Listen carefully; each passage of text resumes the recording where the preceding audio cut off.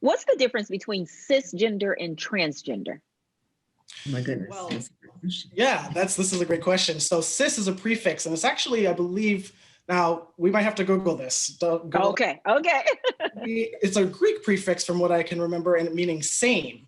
So a person who's born and the doctor says, hey, family, this baby was born a girl because of the anatomy that I see. I'm going to say they're born as a girl.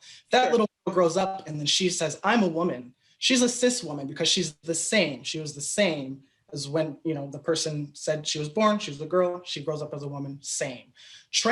A trans person, in my case, I was born, the doctor said, hey, family, you've got a little girl. And when I grew up, I was like, actually, I'm a guy. So I transitioned my gender from female to male.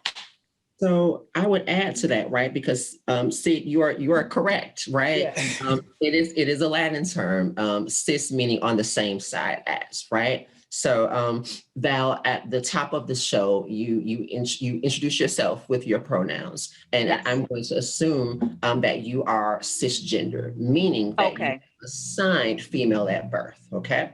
You identify as female, you feel female, you have no desire to transition outside of that assignment at birth. You are cisgender, you are in alignment. But I know a lot of our viewers out there are saying, okay, well, why not just say I'm a woman or I'm a man?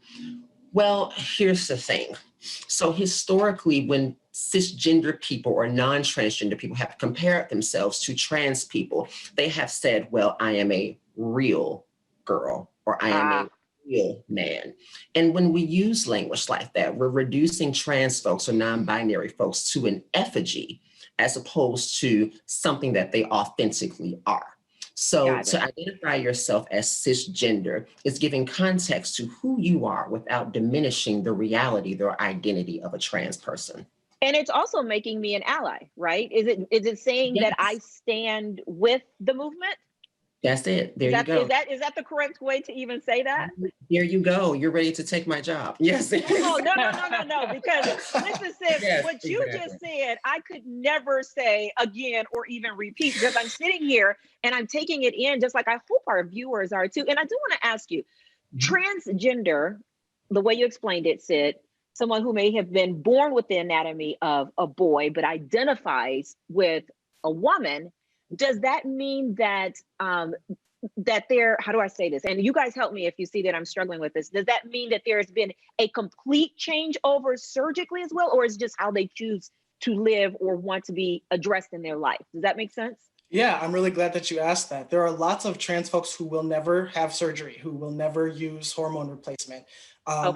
Those shouldn't be the things. We're moving away from the idea that those are the things that, pre-qualify someone as trans. Someone can identify as trans and, never have any alteration to their body done whatsoever. It's more about like how a person thinks of themselves up here rather than anatomy.